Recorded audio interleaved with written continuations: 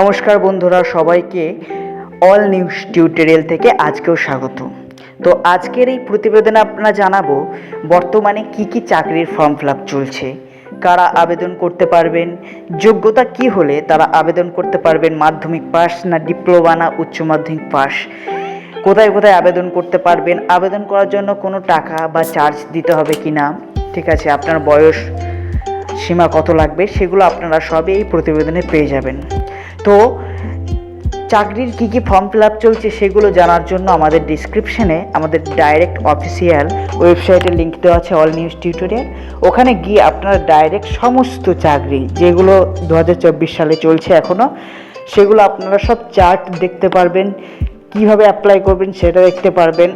And যেটা শেষ পরিসর, যেটা হচ্ছে অ্যাপ্লাই লিঙ্ক, ডাইরেক্ট অ্যাপ্লাই লিঙ্কে গিয়ে আপনারা ডাইরেক্ট সরাসরি সেই কাজটার উপর অ্যাপ্লাই করে নিতে পারবেন।